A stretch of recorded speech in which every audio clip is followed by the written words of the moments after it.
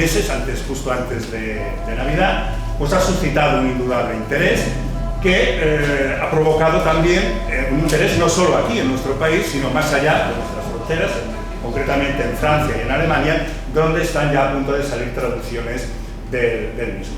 En este sentido sigue la estela de otro libro que yo también les recomiendo su lectura, que es el del pensamiento antiparlamentario y la formación del derecho público europeo. Ambos libros son temáticas diferentes, pero tienen un punto en común, que es precisamente una cuestión hoy en día muy debatida, que es la progresiva desvalorización de la ley. Para conversar sobre este libro tenemos a Víctor Méndez, que es el director del Departamento de Ciencia Política, Derecho Constitucional y Filosofía del Derecho. Él es profesor titular de Filosofía del Derecho. Tenemos a la profesora María de Benedetto, profesora de Derecho Público a la Universidad de Studi de Roma III, y tenemos también al profesor catedrático de Ciencia Política, Joan Subirats, que yo creo ya que no merece ya, en fin, sobradamente conocido por todos nosotros. Solo añadir que el agradecimiento a Marcial Pons por todo el tema de habernos ayudado en la organización de este acto, ¿no? con los libros que tienen, ya digo, en la entrada, y agradecer, por supuesto, también la acogida siempre entrañable que tenemos aquí en la librería Byron, y especialmente de la mano de Mariana y de Víctor. Y nada más, porque el tiempo también es un poco ajustado.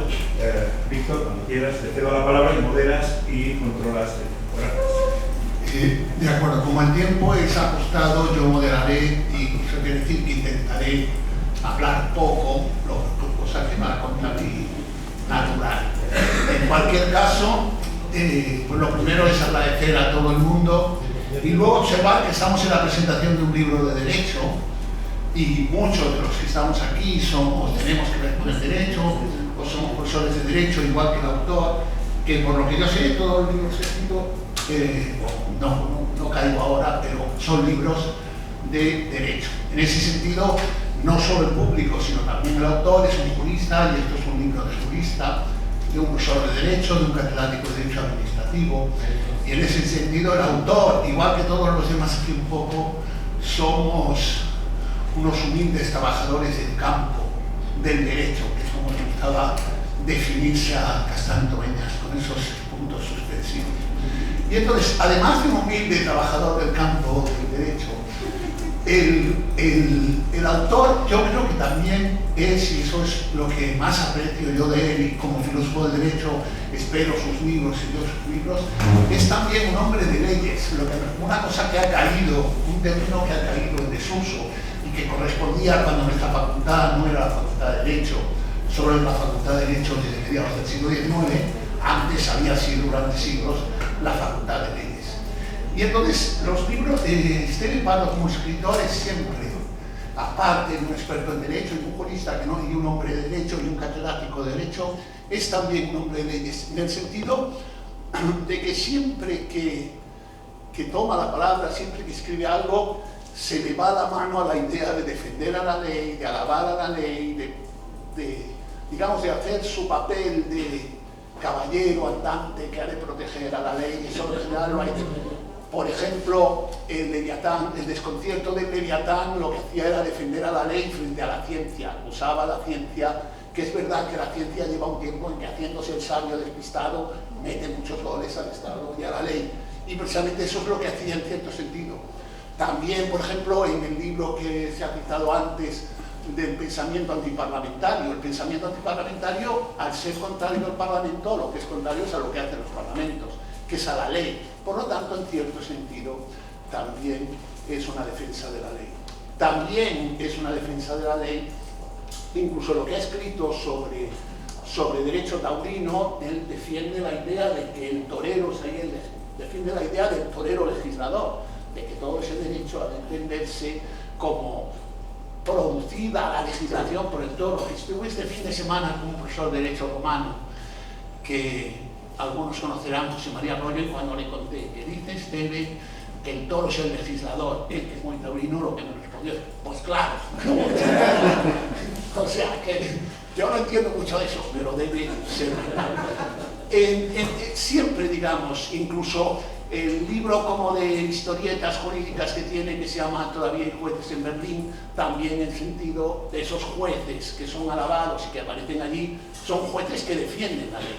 Es decir, es de acuerdo una alabanza de los jueces, pero también una alabanza de los jueces en cuanto están sometidos a la ley y no solo a la ley, que es lo que tiene, que es, digamos, lo que tiene que ver con la expresión famosa que él explica muy bien de Todavía hay jueces en Berlín. Y lo mismo pasa en este último libro, que también lo que hace es, él siempre pone textos como políticos, ¿no? El camino a la desigualdad o el desconcierto del Leviatán, pero sus libros son muy jurídicos, tratan siempre mucho del derecho, y en este caso de lo que trata también es del derecho, de lo que está pasando en el derecho ahora, y también plantea el libro como la convivencia entre la ley y el contrato, donde él, como el hombre de leyes que siempre es, lo que hace claramente es defender a la ley frente al contrato, no porque sea enemigo del contrato y porque, digamos, considere que el contrato es en sí malo, pero en cualquier caso en un libro siempre el bueno es la ley, no quiere decir que los demás no sean buenos,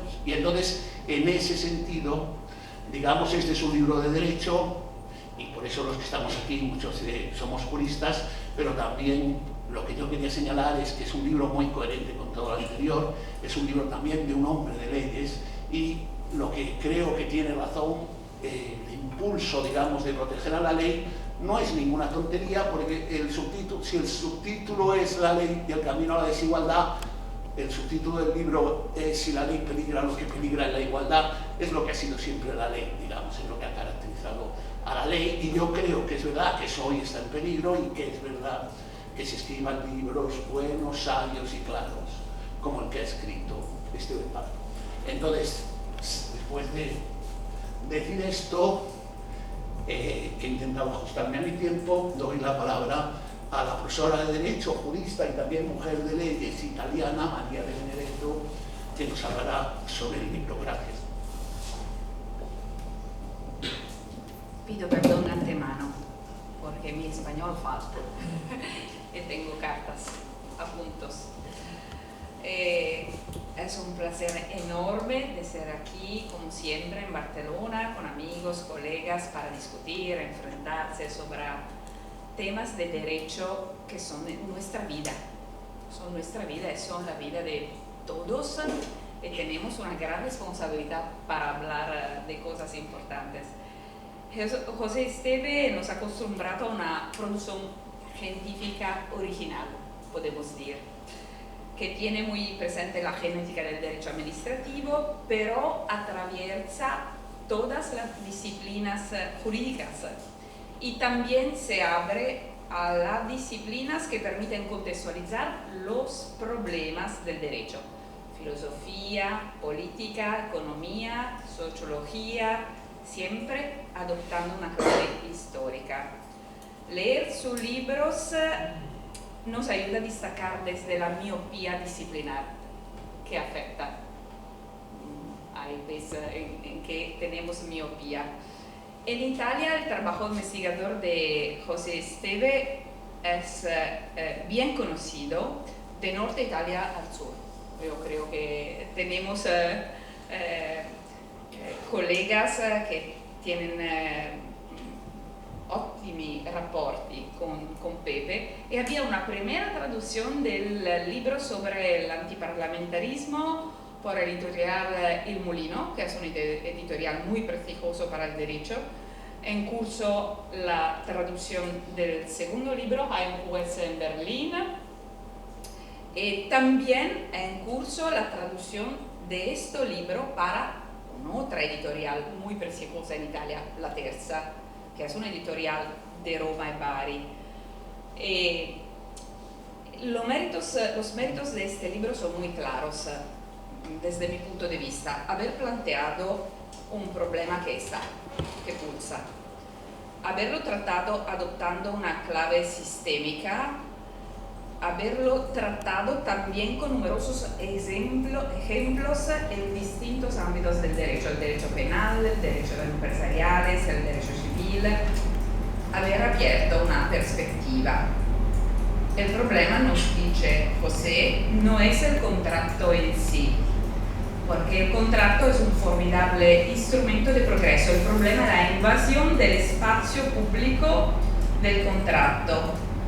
Si intendemos utilizar una categoría de Croce o de Gramsci, podemos decir que el problema es la cantidad de contrato en frente a la ley que hace la calidad del sistema completivo, que es distorsionado. Esto es el problema. El problema al fondo del libro es otro. Mi lectura ha realizzato che è l'abbandono della categoria central del derecho. La categoría central del derecho es la persona. La persona con su universo relacional, el derecho, es un'opera colectiva che relaciona, che institucionaliza relaciones. Y el problema es que la categoría de la persona ha sido suplantada dalla categoría del individuo, y la persona es el derecho en carne y hueso. El individuo es una abstracción, es una producción artificial, es funcional al poder del Estado, necesita para el poder del Estado. Eso es el problema que al fondo del libro, a través de cada parte del libro, vamos a retrobar. Otra cosa, el problema del contrato como forma de ejercicio de funciones administrativas. La doctrina italiana reconoce la dignidad de los instrumentos de derecho privado y público para proteger intereses de derecho público. Pero si el interés público es prevalente, el problema si se persigue a través del instrumento contractual, el contrato público no puede razonarse exclusivamente en una clave de legitimidad formal o en clave de ciclo del contrato. Es necesario razonar del contrato público considerando prioritariamente la función administrativa respecto de la cual el contrato es instrumental, la efectividad de la función administrativa. Ese es un problema porque es la stessa perspectiva desde la cual tenemos que considerar la digitalización. Si necesita para render efectiva la función administrativa, bien. Si no necesita, es un problema de empresas que pulsan para digitalizar sin necesidad de la administración y del interés público. El verdadero problema desde un punto de vista primariamente italiano no es el contrato, el problema es la capacidad administrativa de gobernanza del contrato, de comisionar, de entretener relaciones con las empresas. Es un problema de capacidad que no es distribuida a todos los niveles de gobierno. Pero una última cosa. El mensaje del libro es claro, las instituciones son débiles y abdican a sus funciones. Para resolver el problema, desde mi punto de vista, hay que volver a la ley, porque el problema, el buen día se ve de la mañana. Tenemos demasiadas leyes. El problema no se puede aplicar materialmente. Hay rechazo del cuerpo social ante la inflación normativa. Hemos superado niveles no de presión fiscal, sino de sostenibilidad regulatoria. Hay demasiadas leyes. No se puede garantizar la seguridad jurídica. Eso es un problema. Pero al fondo de esta pulsión, el recurso patológico a la legislación se explica como una compulsión, porque el ser humano, solo cuando legisla, abandona su condición de minoría, que de otro modo no lo abandona. Esa es una cita de Francesco Carnelutti, un jurista italiano. Ma se aplicamos esta condición de minoría como un hecho, desde que vamos a partir, todo sería más claro. Primero, ley y contrato son piedras angulares del derecho. Segundo, el derecho no sirve, la ley no sirve, el contrato no sirve para organizar la vida en común y limitar los conflictos. Tercero, cada uno, ley y contrato, hay que hacer su trabajo para que podamos gestionar las más macroscópicas disfunciones y la desigualdad que hemos producido. Gracias.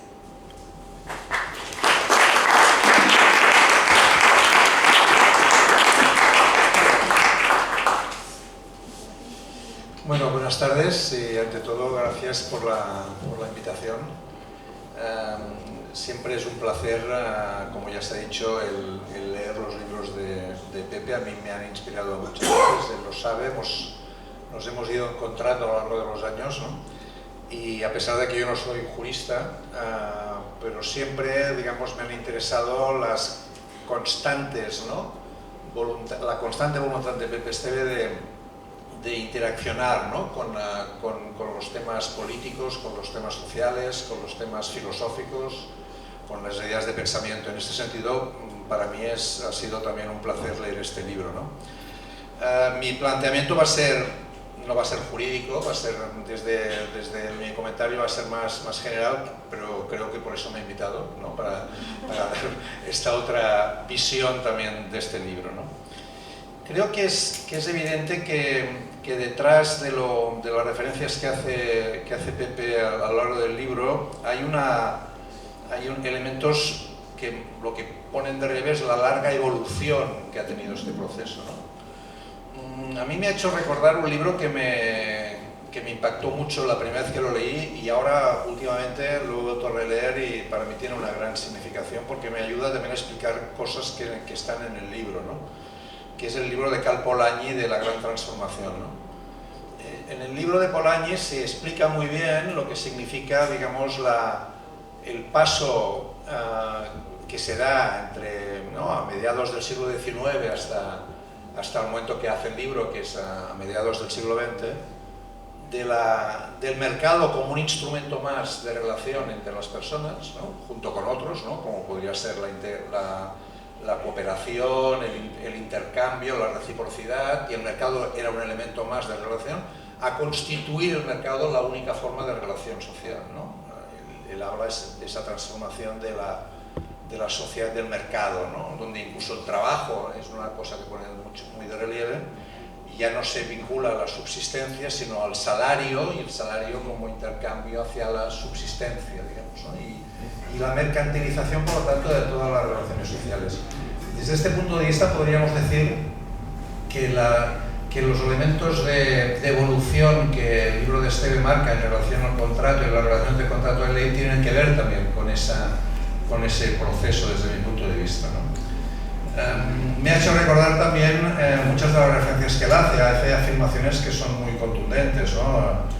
La empresa más importante del mundo en movilidad es Uber, no tiene ni un solo taxi, ¿no? La empresa más importante del mundo en apartamentos y tal es Airbnb, no tiene ningún apartamento, ¿no? etcétera, etcétera, ¿no? Y menciona también Visa, etcétera, etcétera, ¿no?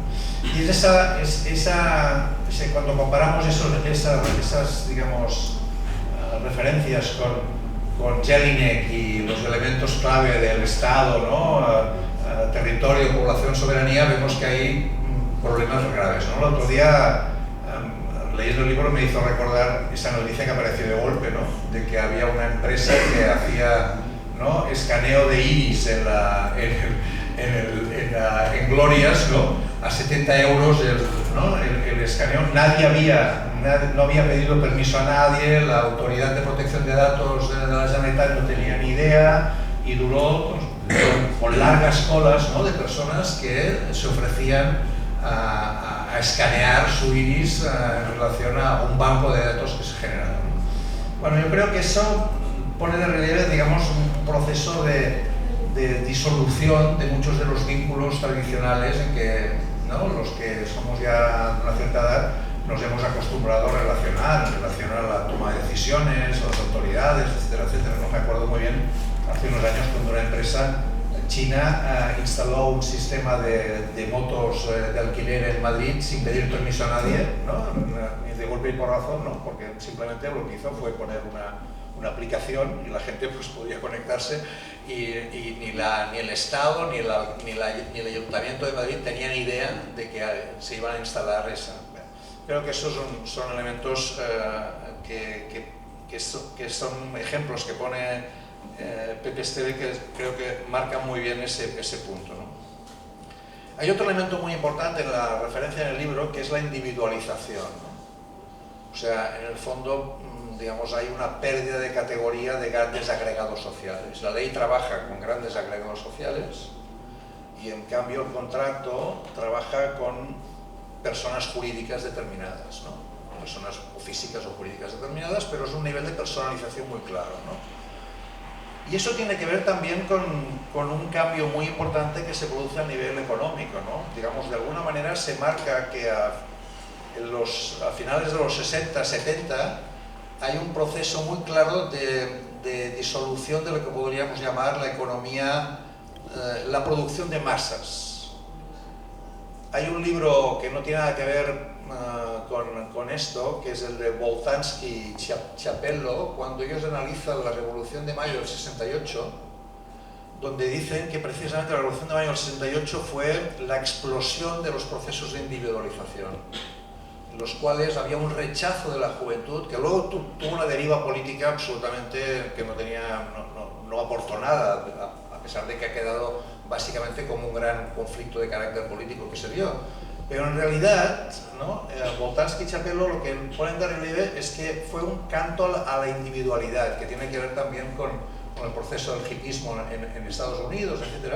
Y un rechazo, por lo tanto, a las grandes categorías de agregados sociales que existían hasta entonces, que eran clásicamente fordistas. ¿Por qué lo digo esto? Porque hay gente que habla de que hay dos categorías que van en paralelo desde el punto de vista capitalista y jurídico, que sería el fordismo y el weberianismo, digamos, ¿no? Es decir, una forma de trabajar con grandes agregados sociales a través de las leyes, que lo que hacen es trabajar de manera homogénea con problemas que están detrás de esa voluntad de regulación. Por tanto, digamos, en el mundo jurídico hay una tendencia a confundir igualdad con homogeneidad. Y en cambio, en el mundo post-68, igualdad, lo contrario de igualdad es desigualdad y lo contrario de homogeneidad es diversidad. Y por tanto hay dos categorías que son valores que no tendríamos por qué considerar contradictorios, que son igualdad y diversidad. Y esto se ha convertido en un elemento central hoy. De tal manera que, digamos, Nancy Fraser puede hablar de que al lado de la redistribución es muy importante el reconocimiento. Por tanto, que las políticas públicas hoy no deberían solamente, digamos, intentar, digamos, resolver los problemas de desigualdad, sino que en el interior de la desigualdad está también el problema del reconocimiento y todo el debate que hay sobre que detrás, digamos, cuando hay una lógica de intersección de desigualdades, hay un problema de no reconocimiento de la diversidad. No es lo mismo tener un problema de desigualdad como mujer que tener un problema de desigualdad como mujer inmigrante, negra y pobre. Y por lo tanto, si tú quieres establecer una política pública de respuesta a la desigualdad a través de un mecanismo como el de la ley, entonces resulta que no tienes en cuenta los factores de diversidad que están detrás de ese factor. Y entonces, claro, el señor García Enterría dice, la discrecionalidad es el caballo de Troya del Estado de Derecho, pero oiga, a mí no me vengan con este cuento, yo soy distinto de esta otra persona, no me aplique la ley de manera homogénea porque tengo necesidades distintas. Pero claro, esto desde el punto de vista de la aplicación de la ley es discrecionalidad. En el ámbito privado, desde el 68, calidad del servicio es personalización.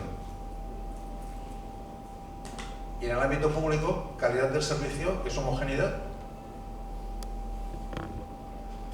Hay un libro famoso de Hirschman, ¿no? Exit, Voice and Loyalty, ¿no? Que dice, en el mercado, cuando la gente no esté de acuerdo con que le tratan bien, ¿no? Exit, ¿no? Se va. Por eso ahora en todas partes, en los supermercados y en las tiendas, te dicen, ¿tiene la tarjeta de fidelización?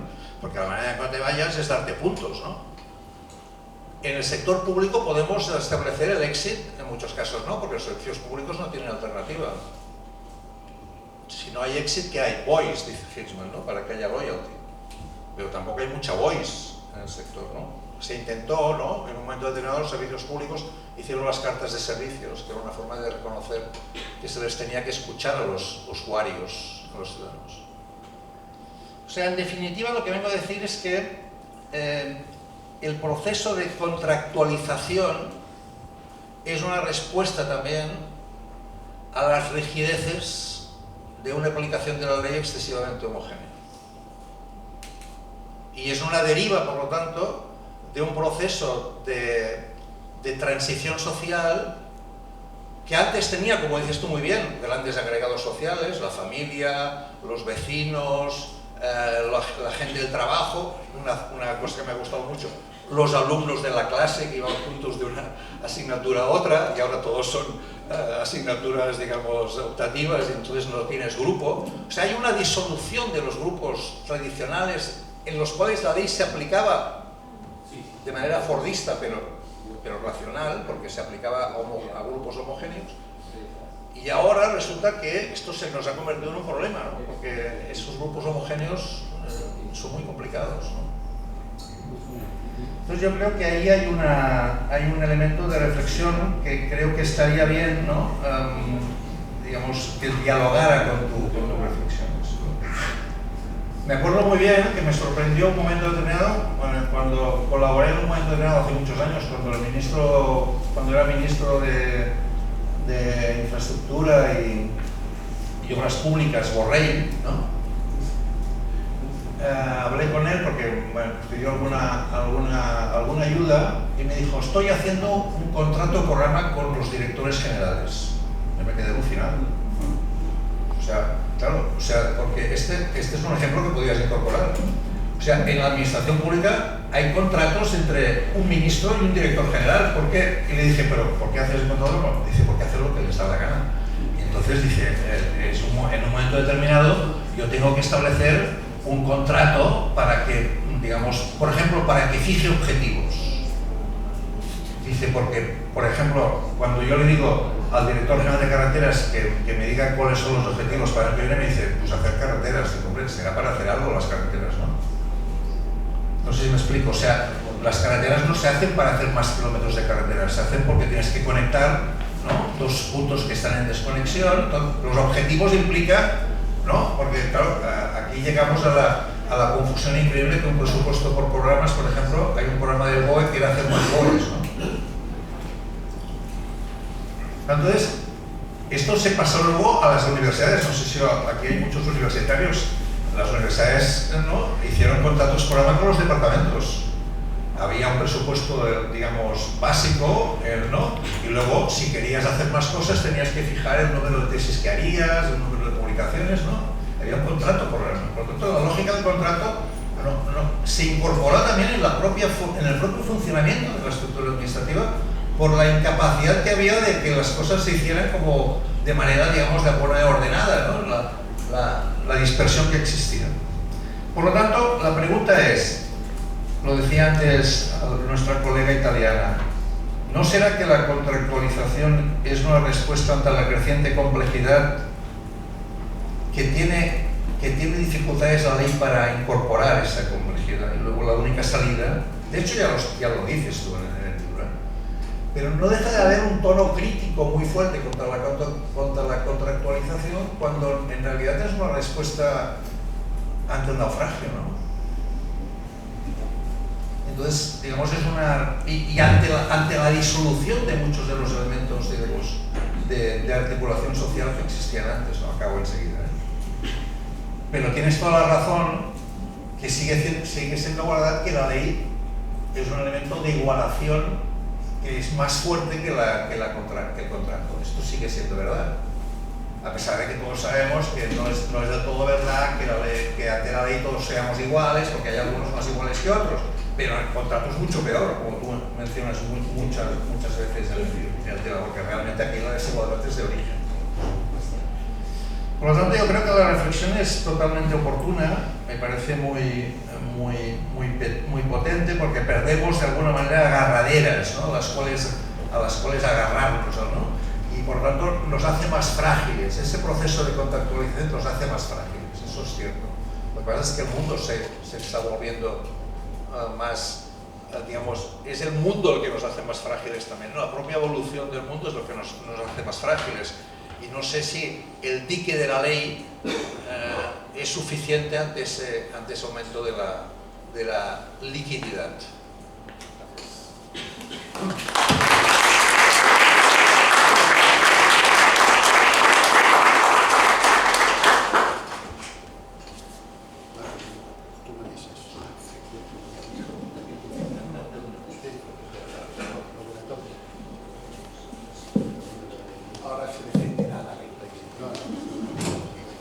Hola, buenas tardes. Pues un placer para mí, vamos, y una alegría vuestra presencia, vuestra participación en este acto. Destacadamente también quiero agradecer la presencia de quienes me acompañan aquí ahora en esta presentación, particularmente la profesora María de Benedetto, recién llegada de Roma. Agradecer al Club Tocqueville, ¿no?, por esta magnífica organización, y a Víctor y a la librería, que no se me oye, por la organización del acto.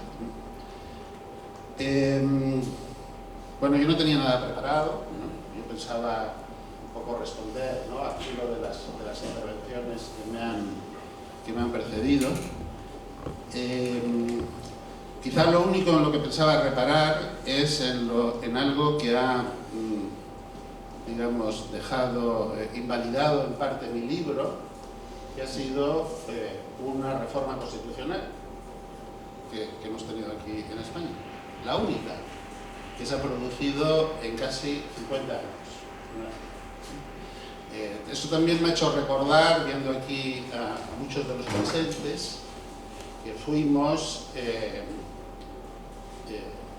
alumnos, algunos, Joan, colaborador ya, o profesor, o doctorando. Veo también aquí a Joan Vintró, Xavier Bosch, ¿no?, amigos míos, compañeros de promoción, de Jordi Soletura, de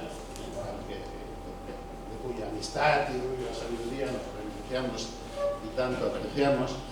Yo a Jordi lo conocí en primero de Derecho como estudiante cuando él estaba en la clandestinidad, pues simplemente que no podía manifestarse políticamente ni podía identificarse políticamente, y lo volví a tener, estuvo también en mi tesis doctoral, pero lo volví a tener en los cursos de doctorado ya santificado, beatificado. Era padre de la Constitución.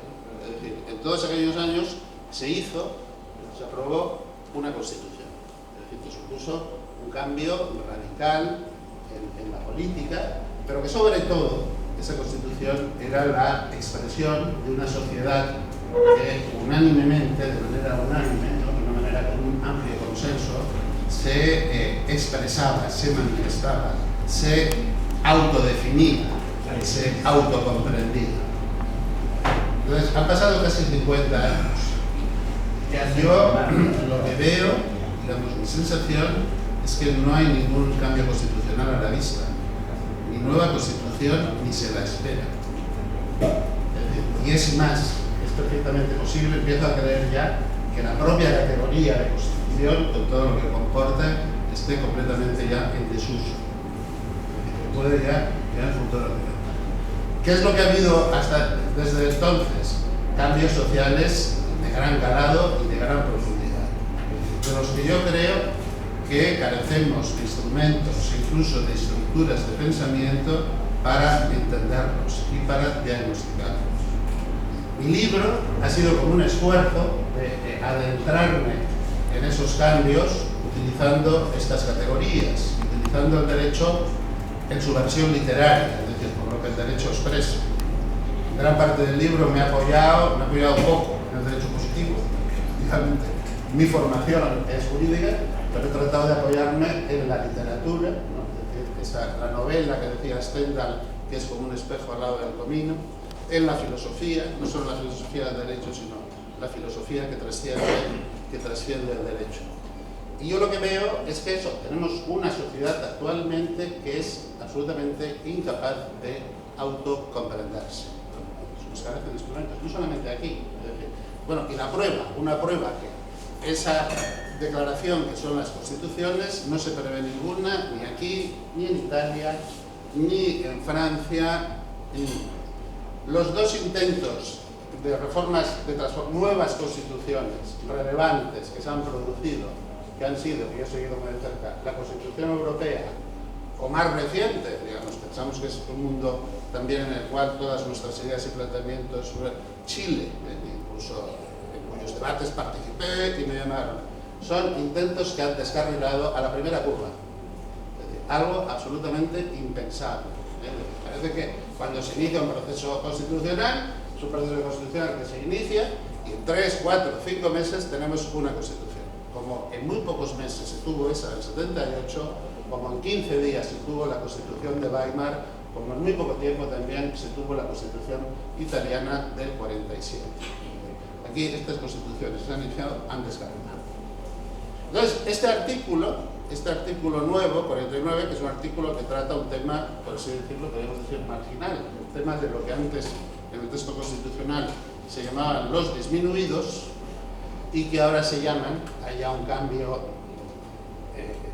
digamos, en cuanto a expresión de término, ya no son los, todos, ¿no? Lo que decía la Constitución, todos tienen derecho, y aquí no son los disminuidos, sino que son las personas que padecen algún tipo de discapacidad.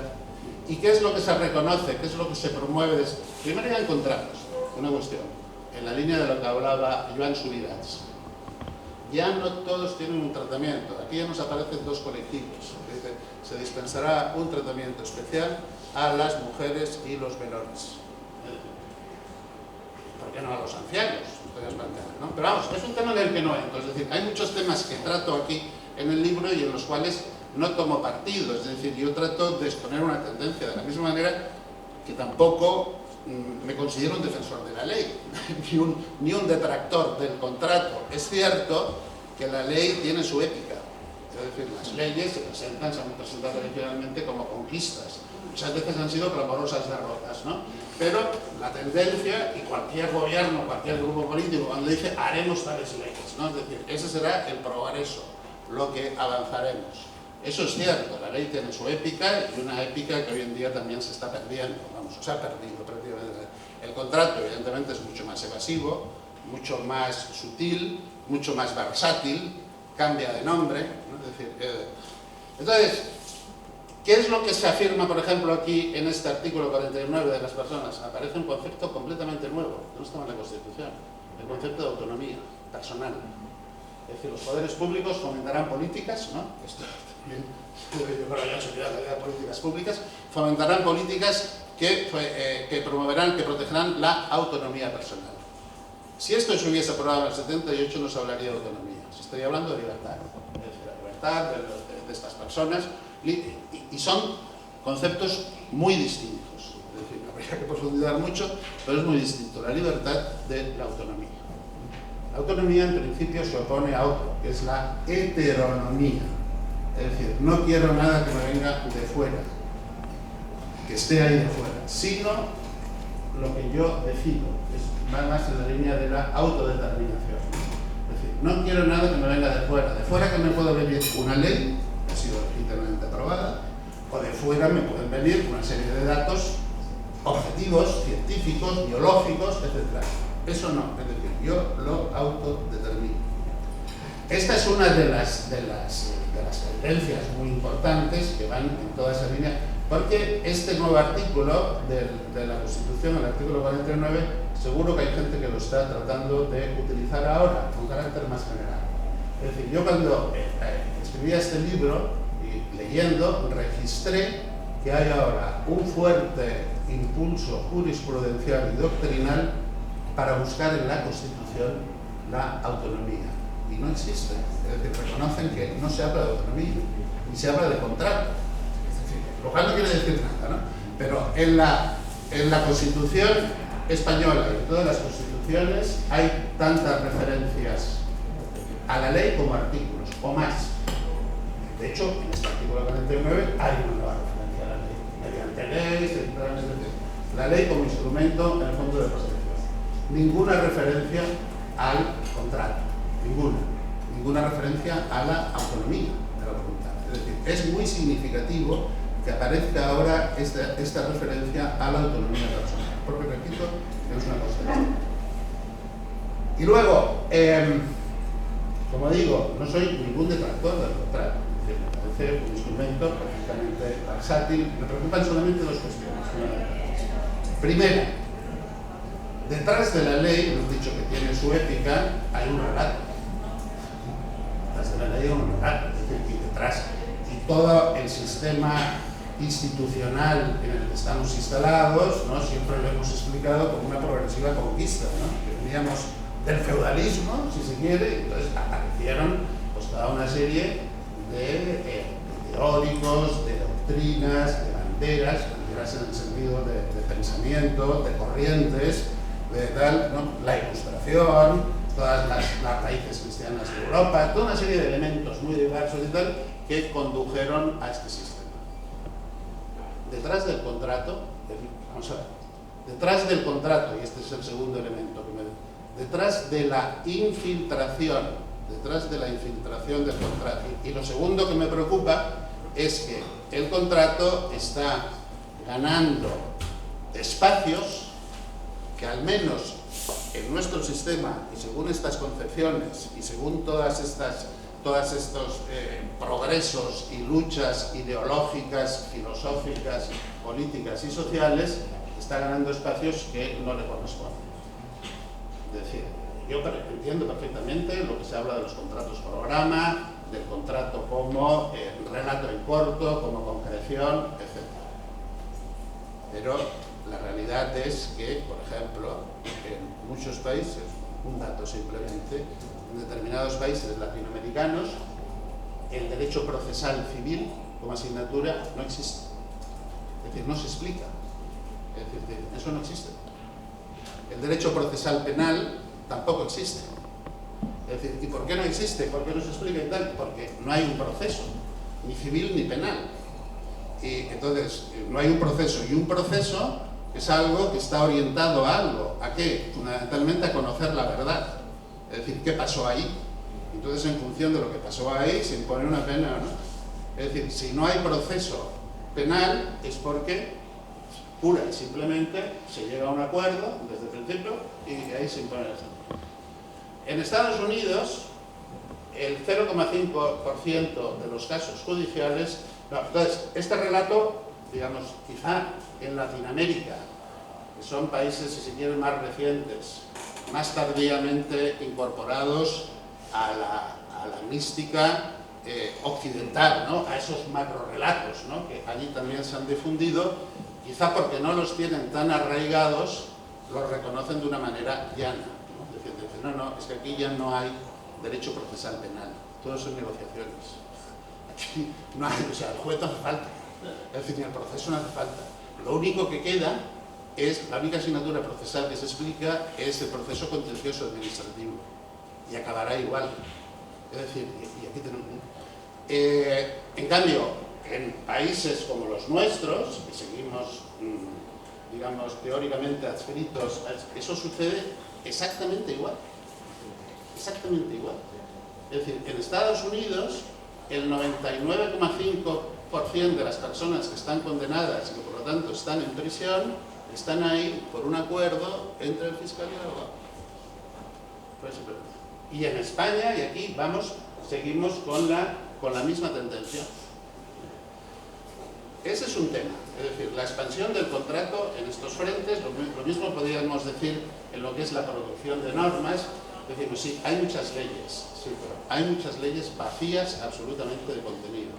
Hoy las leyes solamente resuelven dos cuestiones fundamentales. La cuestión aquí de procedimientos, es decir, usted qué procedimiento tiene que seguir para hacer esto, para conseguirlo, y la cuestión de las competencias. Es decir, quiénes son los órganos que deciden sobre esto. Pero después, la cuestión de fondo, en virtud de que se decide, eso está ya muchas veces fuera de la ley. Está en manos de un tipo de normas de carácter convencional, contractual. Es decir, La gran habilidad del contrato es que tiene muchas formas, es decir, hay normas convencionales, hay esto que se conformidades, es decir, aquí en el proceso penal no se habla de un contrato entre el fiscal y el acusado, pero la Corte Suprema de los Estados Unidos, en todo esto, ha dicho claramente que todas estas fórmulas son essentially contracts, es decir, son contratos, pura y simplemente. ¿Qué es lo que ocurre? Que son contratos entrando en espacios que en principio estaban dominados por otras ideas, por otras categorías y por otra forma de proceder a través de un procedimiento. ¿Qué es lo segundo que me preocupa? Que detrás de todo este avance contractual, ¿qué hay? Es decir, detrás de la ley sabemos lo que hay. Es decir, nosotros leemos aquello que estudiamos de la teoría de las teorías políticas, Eisaín y todo esto, y hay varios siglos, ¿no?, de gente tratando de construir. Detrás de este avance del contrato, yo pregunto a los procesalistas que conozco bien, y bueno, ¿y detrás de todo esto qué hay? Nada. Simplemente se hace. Es decir, hay una deconstrucción absolutamente falaz de lo público, es decir, la autorización, por ejemplo, una sentencia se entiende ya que es como algo, comenzando por la autorización administrativa, ¿no? La autorización es algo unilateral, es algo autoritario. Solución, hay que llegar a acuerdos. No, unilateral y autoritario. La autorización es aplicación de la ley democrática, y la autorización se produce en un procedimiento en el cual hay un amplísimo margen de participación. Un contrato, y allí donde se ha desplazado la autorización por el régimen de comunicación, lo que hay es un contrato de las partes interesadas, y el interés general, comenzando por los vecinos, queda absolutamente al margen. Cuando este sistema de conformidades en lo penal se empezó a introducir aquí, me dicen que los jueces pusieron el grito en el cielo. ¿Cómo es posible? ¿Cómo se va a admitir esto? Hoy en día están absolutamente encantados. ¿Por qué? Porque les quita trabajo. Es decir, es un sistema que beneficia a todos, es decir, beneficia a los jueces, que evidentemente se quitan trabajo, y cualquier proceso penal hoy en día, lo que dice el juez a las partes, pónganse de acuerdo, es decir, tráiganmelo de hecho, es decir, beneficia a los fiscales, beneficia a los abogados, solamente tiene un punto débil, que es el inocente. El único. Es decir, y hay muchísimos inocentes, bueno, muchísimos, hay inocentes condenados. ¿Por qué? Porque ante la presión, por lo que sea, de un fiscal que le dices, o aceptas esto, o te ponen cada 20 años, antes de tomar, aceptan lo que sea. Si dicen 2 años, no vas a entrar en la cárcel. Ese es el tema, es decir, de que es el contrato, una de las habilidades que tiene con respecto a la ley es que toca fibras muy humanas, ¿no? Y entonces eso nos está conduciendo, digamos, a un sistema absolutamente dualista. Es decir, nosotros seguimos, están tan arraigados esas ideas, seguimos hablando en las clases de derecho administrativo normal y corriente, de derecho procesal penal, de derecho procesal civil, y en la práctica eso no es así, ni muchísimo menos. No solamente no es así, sino que se está conformando todo un sistema, todo un circuito, toda una serie de sujetos, que son evidentemente los más poderosos, que tienen capacidad y que están demostrando, que están formando, que pueden construir un mundo contractual a su medida. Y eso es algo que hoy en día se da, que descubren, por ejemplo, los grandes despachos profesionales. Es decir, hasta ahora, la idea de un abogado que hace, defiende a sus clientes en un marco legal determinado. Pero, amigo, están descubriendo que lo que pueden hacer es configurar a su medida ese marco legal. Pueden elegir la legislación aplicable. Es decir, puede haber, como digo, trabajadores en Alemania que se elige porque son rumanos, están trabajando en Alemania sujetos a la ley rumana, trabajadores, que eso lo reconoce el Tribunal de Justicia de la Unión Europea. Puede haber trabajadores letones trabajando en Suecia, no sujetos al estatuto sueco, sino que es posible, es decir, lo que siempre funcionaba es que un contrato se celebra en un marco legislativo. Es decir, ahora es posible, empieza a ser posible, configurar ese marco legislativo a medida del contrato. Entonces dicen, hay contratos en los cuales se renuncia y se celebran al Código Civil. O sea, se llevan a cabo prácticas que son desconocidas, no son públicas, porque no aparecen publicadas en boletines oficiales, pero son prácticas que se realizan. Es decir, algún práctico del derecho que ahora se ha incorporado a la universidad, siguiendo un camino inverso, es decir, pues nos da cuenta de eso, ¿no? Por ejemplo, hay un libro muy interesante que habla de lo que se llaman los contratos procesales. Que se están llevando en la práctica desde hace tiempo, pero que nadie los había aflorado ni sistematizado. Es decir, contratos en virtud del cual las partes que van a un juicio pueden ya conformar todo y limitar el papel del juez. Es decir, entonces hay contratos procesales sobre los hechos que se pueden conocer, sobre las pruebas que se pueden aportar y las que no, o sea, toda una feria, un auténtico stand, ¿no? Diferentes, sobre los medios de prueba que se pueden utilizar, sobre los medios de ejecución de las sentencias, sobre los recursos que se pueden interponer y los que no. Entonces la gente dice, bueno, pero un contrato en el cual a una persona se le obliga, bueno, se le propone y acepta renunciar al Código Civil, eso va contra todo, sí, claro que va contra todo. Pero, ¿qué ocurre? Que ese contrato no va a los tribunales. Ese contrato va a otro contrato, que son los tribunales arbitrales. Entonces, es todo un circuito que va, que se está formando y se está generando al margen.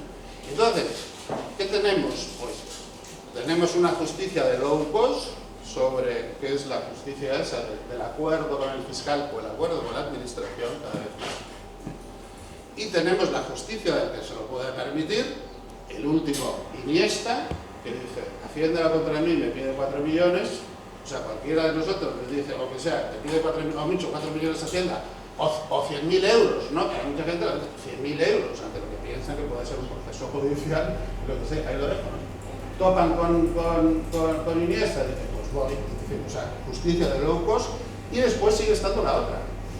Es decir, o sea que a mí lo que me ha servido este libro es un poco para plantearme, bueno, esa idea, ese planteamiento que a veces se pensaba, ¿no? Del que habla Bauman, por ejemplo, ¿no? De que estamos subiendo hacia un mundo, vamos hacia otro que todavía no conocemos. Yo creo que sí, por decirlo de algún modo.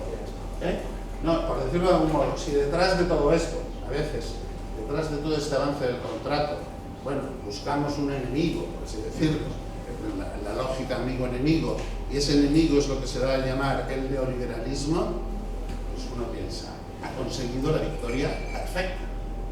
La victoria perfecta. Porque es una victoria inodora, no huele, es decir, sin sufrimiento, sin revolución, ¿no? Es decir, antes me venía a la cabeza, quería rememorar con relación al club, el club Tocqueville. Claro, Alexis Tocqueville lo que se planteaba, decía, bueno, las instituciones del antiguo régimen son unas instituciones ya muy afinadas, llevan 4 siglos, están perfectamente ajustadas, están perfectamente contrabalanceadas, pero ¿qué decía él? Pero son instituciones para otra sociedad. Entonces ahí es donde se produjo la revolución. Pero es que aquí estamos ante una transformación que yo creo que es muy profunda y que va a ir a más. No nos engañemos, no nos engañemos. Es decir, el arbitraje, por ejemplo, va a llegar al ámbito administrativo. Es decir, tenemos colegas que defienden el arbitraje, ¿por qué? Porque hay también muchos intereses económicos, es decir, no tan desigualdad. Va a ir a más. Es decir, la contratación está entrando en unos niveles, digamos, se está expandiendo, digamos, tanto por el elemento objetivo de los contratos, que son cada vez más los bienes que son objeto del mercado. Hoy en día, es una frase que utilizo, ¿no? Leyendo a Michel Houellebecq, y este novelista francés, que me ayuda mucho, ¿no? Las descripciones que hace de las clínicas y todo el proceso de acceso a clínicas de eutanasia, que cuando él habla solamente de las suizas y del mercado que había, pues dices, pues hoy en día es evidente, hoy se contrata la vida por los libros de alquiler, allí donde no están dañados, y se contrata a muerte. Las realidades que antes estaban al margen de la contratación y al margen del mercado. Eso está en realidad. Y repito, lo que es más preocupante es que todo eso se hace sin un ¿qué podría pasar? Podríamos constituir un nuevo mundo en base a la autonomía, pues sería ya como creo yo, como un retroceso, hasta el punto de que llegaríamos, que hay voces, yo creo que extremistas, yo creo que extremas, que hablan de que hoy en día parece que vamos hacia un nuevo feudalismo, una cierta descomposición. A mí eso me parece extraño. Pero hay dos elementos del feudalismo que sí que me llaman la atención. Estudiando por encima pues, los estudios principales del feudalismo. Primero, el feudalismo también carecía de categorías. No hay ningún tratado de derecho feudal, no existe. Además, tú me lo comentaste también. No hay ningún tratado, no hay ningún libro, ningún estudio. Simplemente se hacía, es decir, se llegó a un estado de descomposición de las categorías que había del imperio y se introdujeron los contratos. Eso es un primer rasgo. Segundo rasgo, hoy en día, digamos, los historiadores que dentro de 200 años quisieran estudiar la sociedad actual desde el prisma del derecho, prestarían especial atención, verían que el elemento fundamental no es quizá tanto lo que se dice en las leyes, que eso aparece en los boletines oficiales del Estado, lo que aparece en las recopilaciones de jurisprudencia, sino lo que son los textos con los cuales trabajaron los estudiosos del feudalismo. Y esos textos que son contratos. Eran los contratos, es decir, lo que estudia Bloch, lo que estudia Del, eran los contratos que celebraba un monasterio con no sé dónde, un señor con tal. Ese es el material de estudio, porque no había otro. Nada más, por mi parte.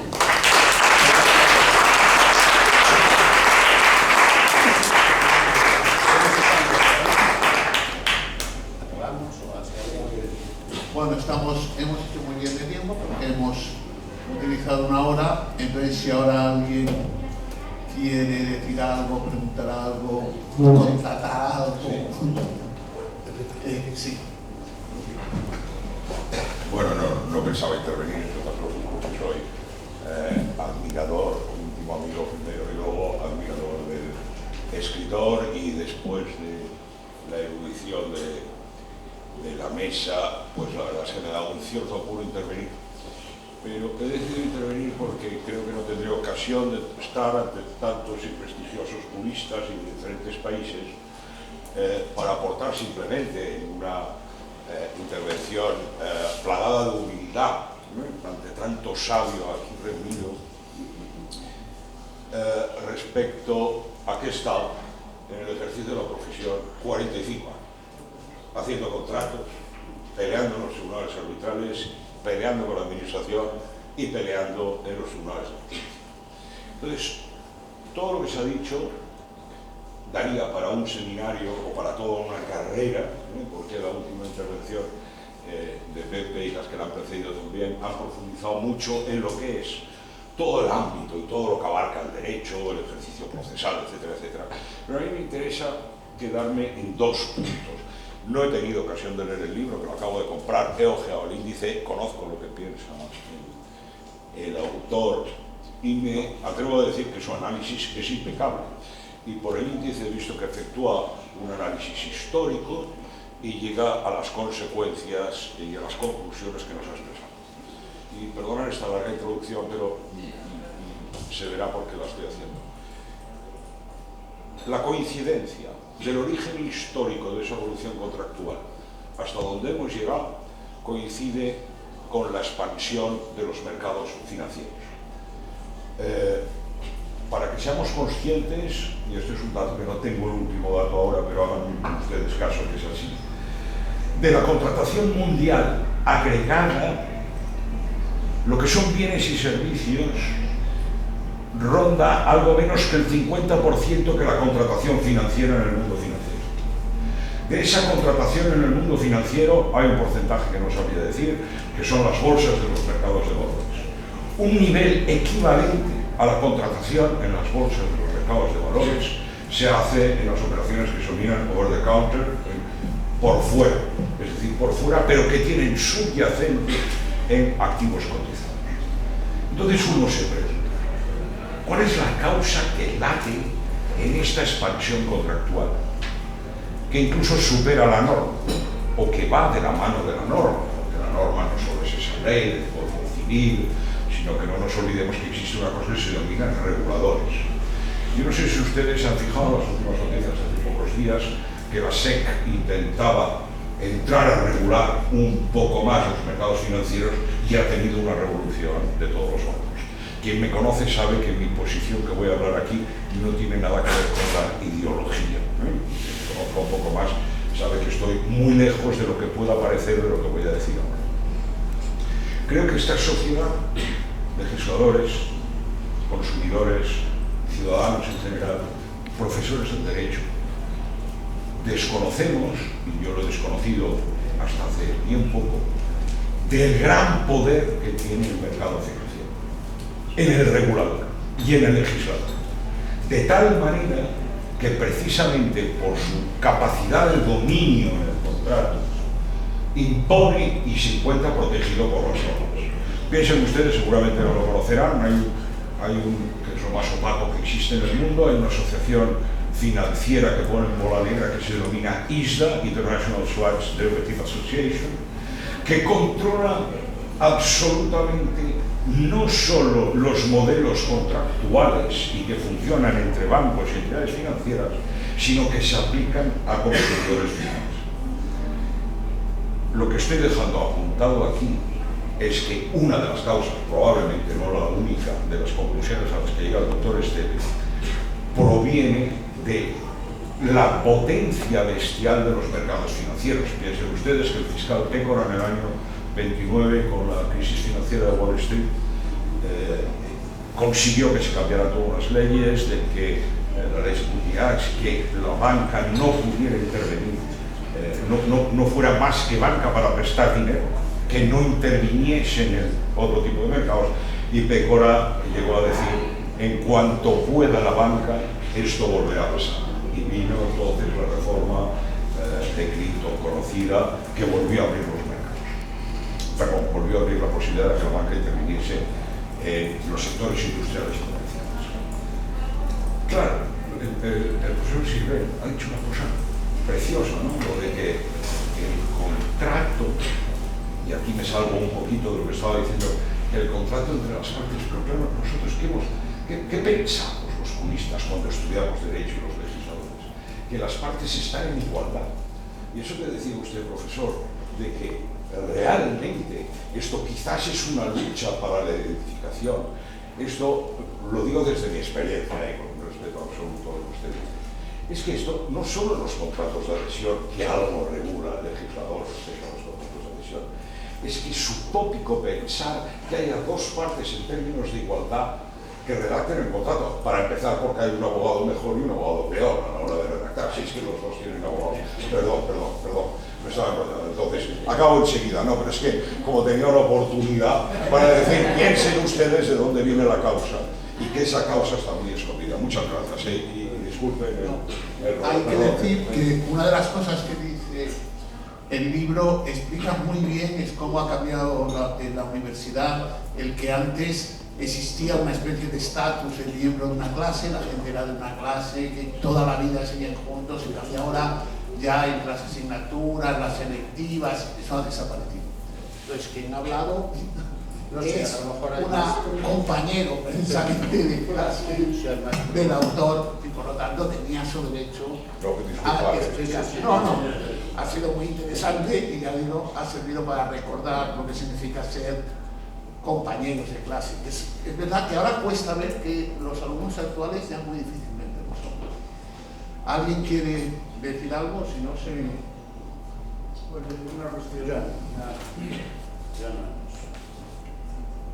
En primer lugar, yo creo que agradecer porque hemos tenido 3 conferencias en un solo acto magníficas, y es una ventaja en esta tarde de hoy en Barcelona, ¿no?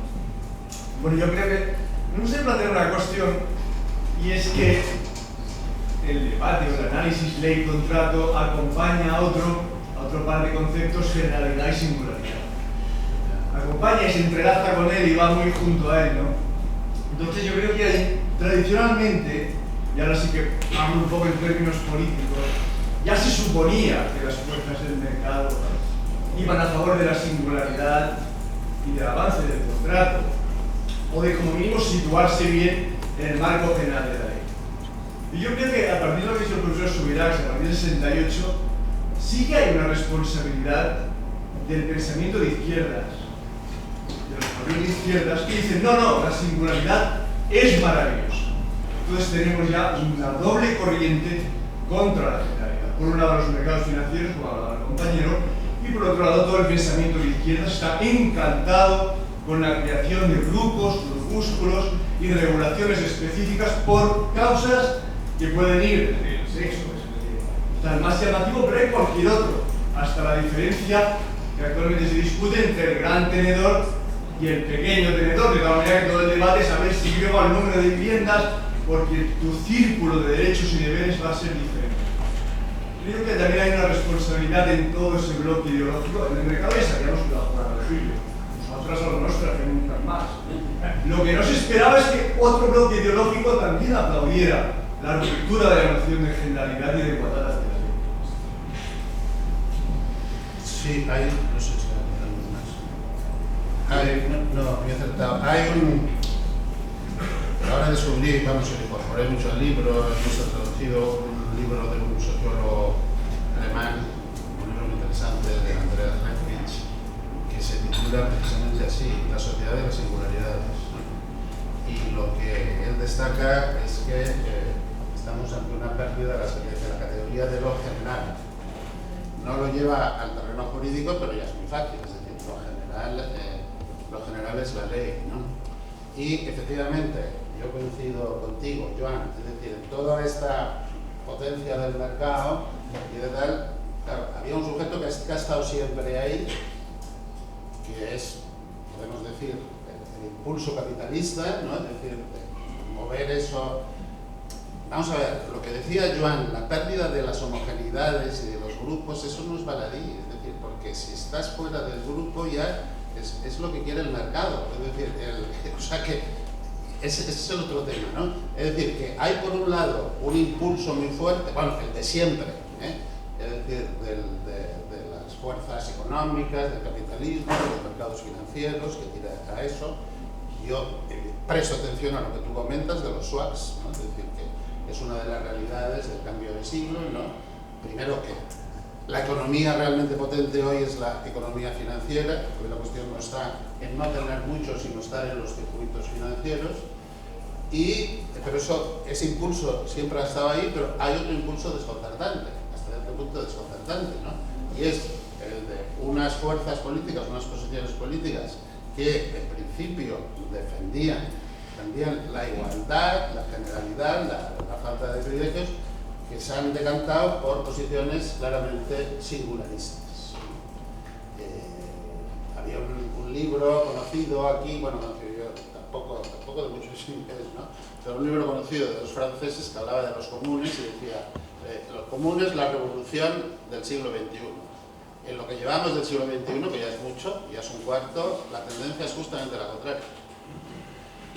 En este sentido, Joan tiene un libro, vamos, una conversación con Rendueles.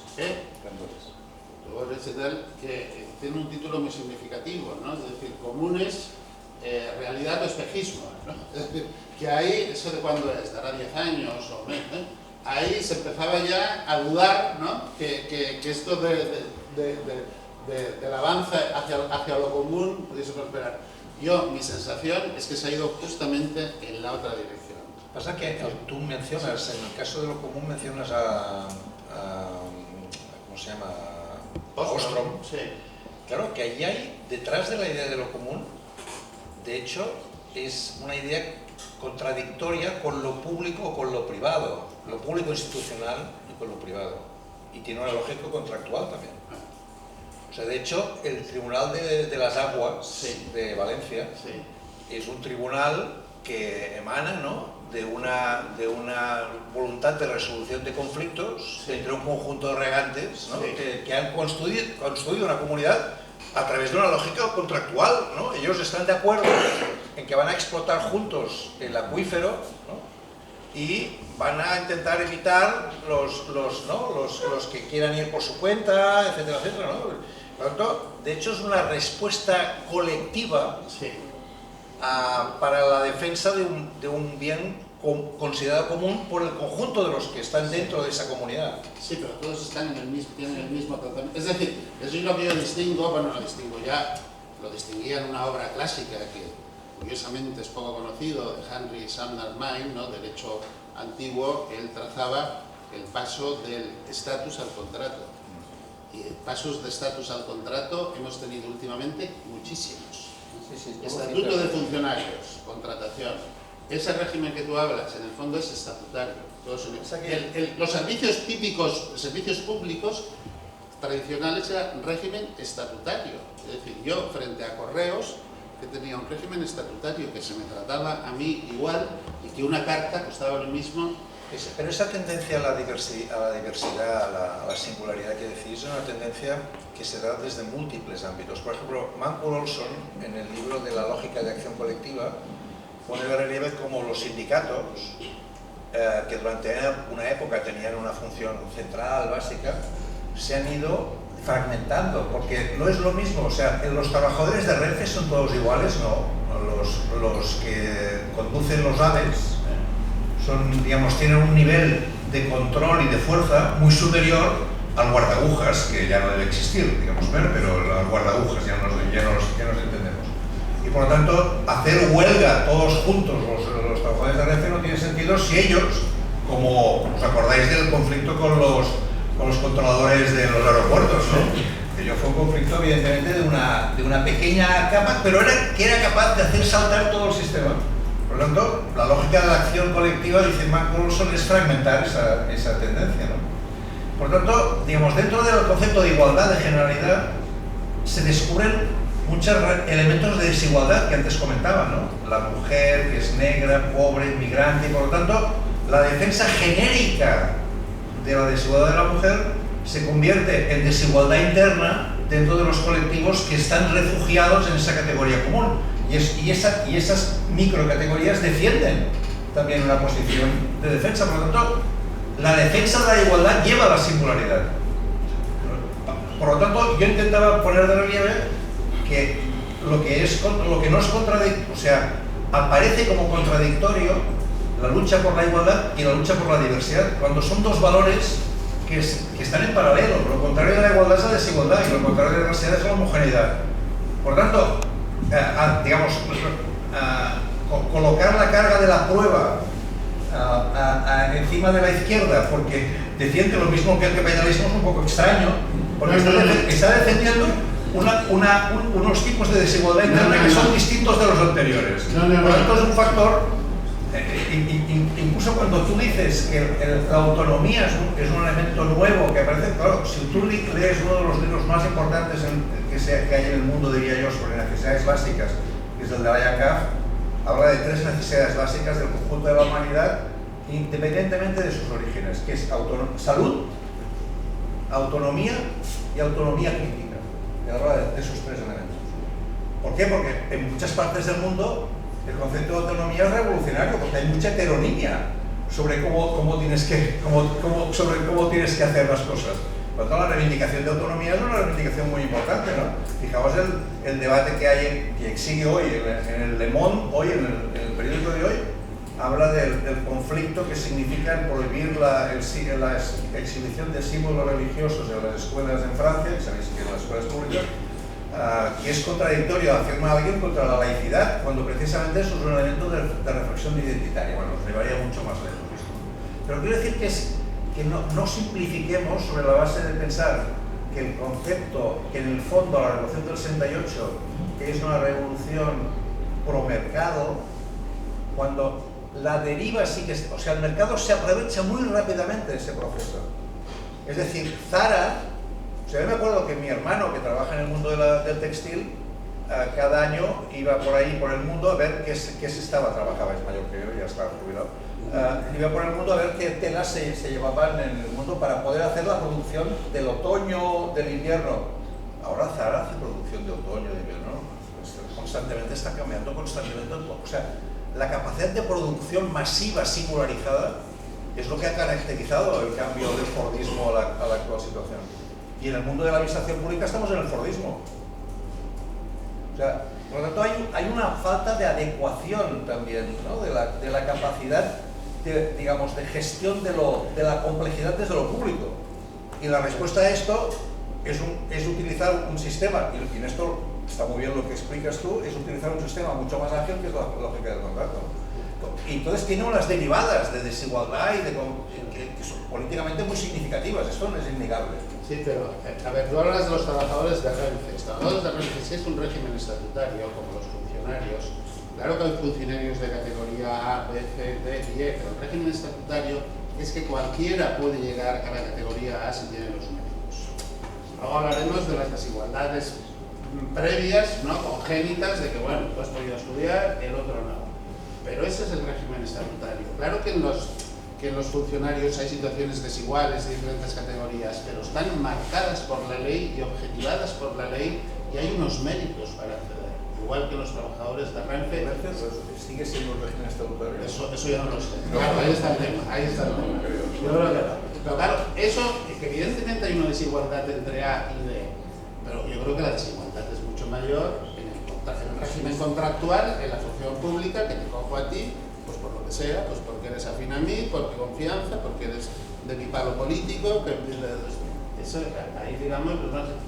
Y luego, lo de la izquierda. Yo no digo que la izquierda esté empujando por la derecha, digo que hay una cierta línea de confluencia, es decir, que hay momentos en que se cruzan. Es decir, yo veo que una cierta afirmación, es decir, yo creo que todas esas categorías de agregados y comunitarias se han debilitado, es decir, lo que al menos yo pensaba, ¿no?, en mis previsiones. Sí, pero esto es lo mismo que cuando mis hijas, yo tengo 3 hijas, la hija mayor cuando iba al cole, había un curso que le decía, tienes que hacer un dibujo de tu padre y de tu madre, ¿vale? Entonces hacía el dibujo y tal. Cuando fue la segunda le dijeron, como había visto mucho lío antes, dijo, tienes que hacer un dibujo de tu padre o de tu madre. La tercera ya le dijeron, alguien de tu familia, un conocido y tal. Es lo que ha pasado, digamos. O sea, entonces, claro, lo que está pasando es una respuesta también a la evolución de los cosas. Desde luego. Y en la familia es exponencial el aumento de los contratos. Y el aumento de contratos internos, es decir, de relaciones entre las personas de esa familia, las personas entre ellas, aquí no sé, bueno, externo, hay también contratos de custodia, de mascotas, etc. Y luego contratos externos, es decir, toda una serie de prestaciones que antes se llevaban desde la familia, digamos, una cierta cobertura social, que ahora se externalizan. Pero bueno, o sea, yo no digo... Los riesgos que hay son evidentes. Sí, yo no digo ni que sea bueno ni malo todas estas prestaciones. No, los riesgos son Sí, mis dos preocupaciones son esas. Es decir, que es posible, creo que el contrato está entrando en espacios, ¿no? Dice esa balada de Ortila, que cito, que no es el territorio, que no te corresponde, y el otro, que detrás de esta expansión contractual, primero, que es escasamente conocida, es decir, que no somos conscientes, porque no es pública, porque no aparece, y que después no hay fundamentos, en muchos casos, podríamos decir fundamentos nobles, es decir, fundamentos prosaicos, lo que quieras, que es más cómodo, que es más barato, que es más directo. Nos tenemos que...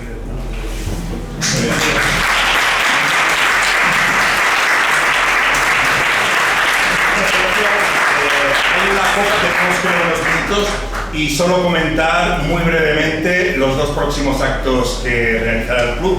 Uno, el 23 de mayo, también aquí en la librería Byron, es el libro Fuego Cruzado, de los profesores del Rey y Álvarez Tardío, el 23 de mayo a las 7 de la tarde.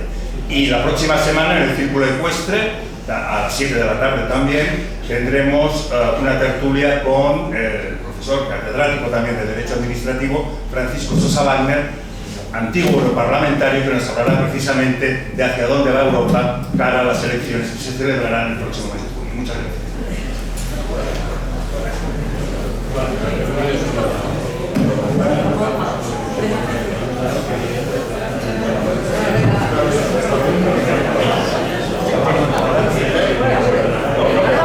Oye, no me